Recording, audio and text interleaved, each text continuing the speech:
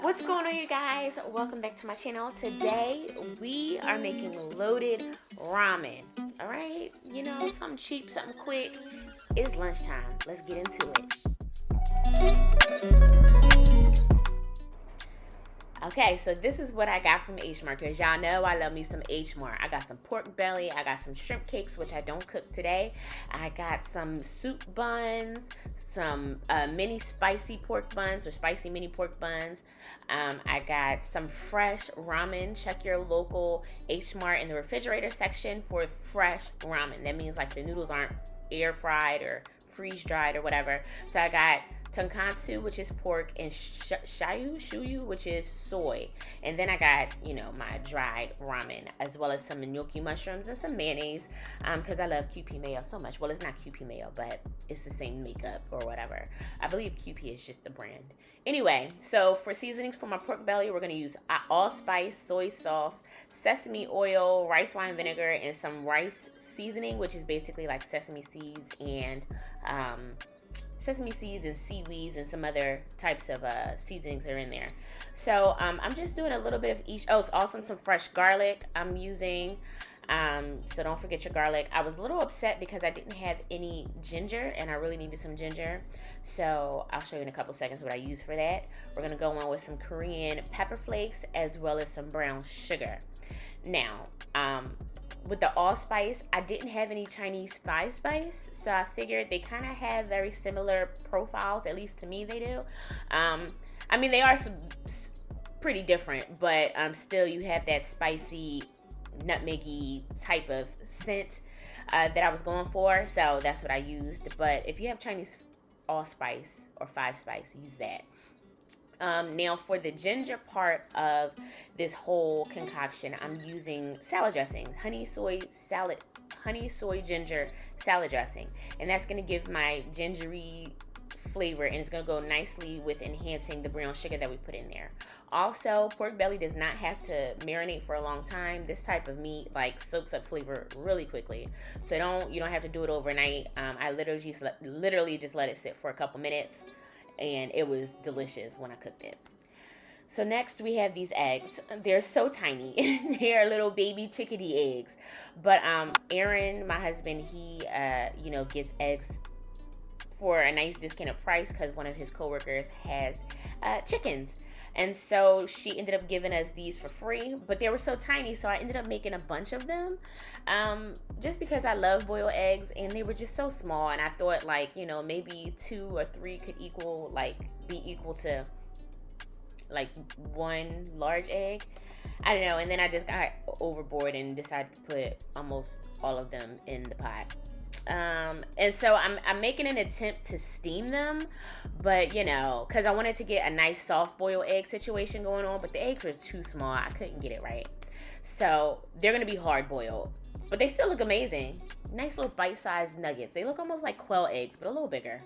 Anywho, so now I have my heavy bottom pot. This is where I'm going to cook my pork belly. So I put some water in to make sure that it was hot, which it is, and I'm just gonna lay all my pork belly down in there nice and flat, get it nice and brown and golden.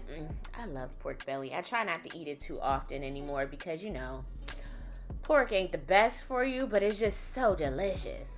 Okay, anywho, we're gonna go into these mushrooms. I love these mushrooms because they're so thin, and no matter how long you cook them, they stay crunchy, and they are a great noodle replacement, at least for me.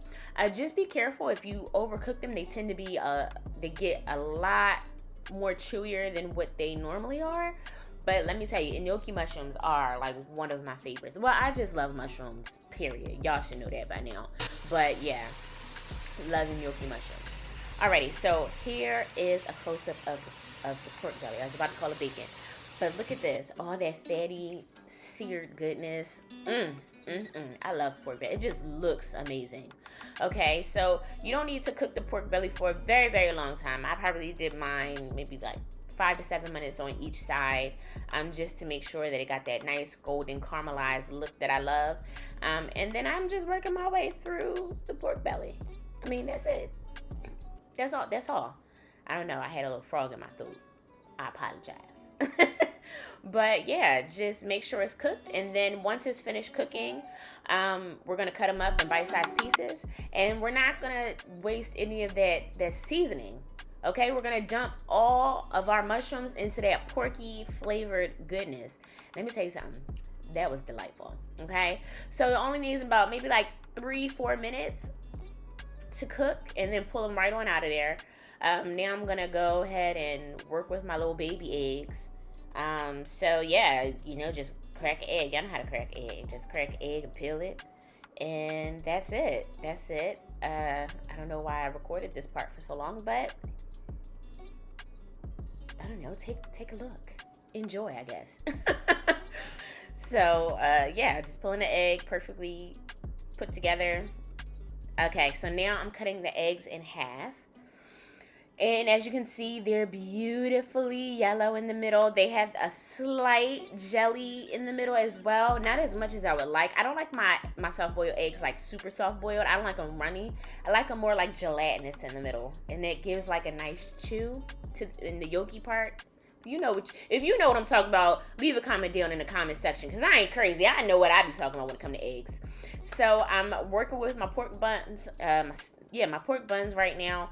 I made a mistake and let them sit out for too long, so they started to kind of like defrost, and it just made the soup run out of the soup dumplings, which is not what I wanted. Because soup dumplings, you're supposed to slurp the soup out of it, but whatever. You live and you learn. So they were still tasty, but they weren't soupy. Anywho, I'm gonna go ahead and cut up some seasoned seaweed. This is like my favorite snack. I like to just crunch on these like chips too, but I'm slicing them so that I can top my ramen off with that.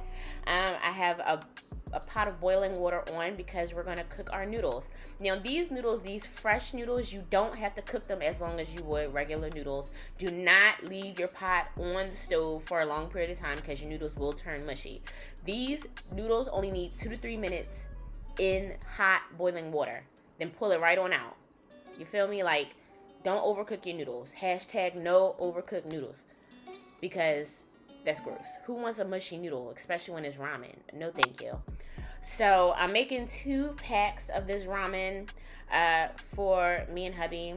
And since it's water, I decided I'm just gonna boil my dumplings in the same water, because who got time to wait for more water to boil on a stove? At this point, it was like 1 p.m. I haven't eaten anything all day. I was starving. I just wanted to get it done.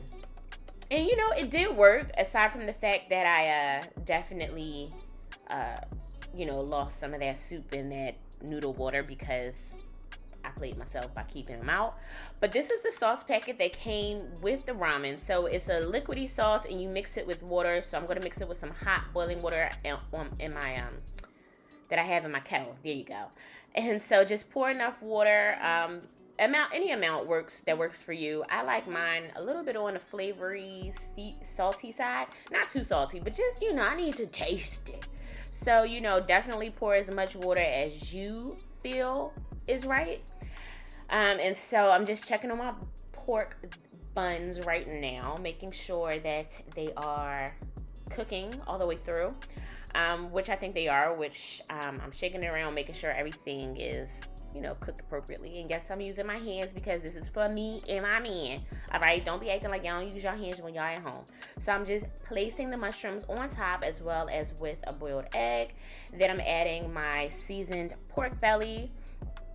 Then I'm going to top it with some seaweed, for the color, some color contrast, and some green onion.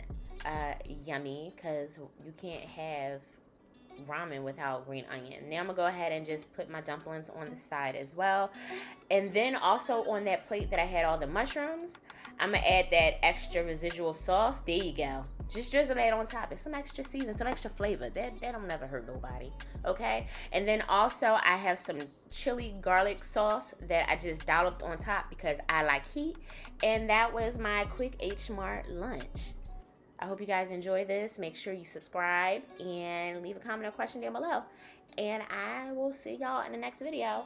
Bye.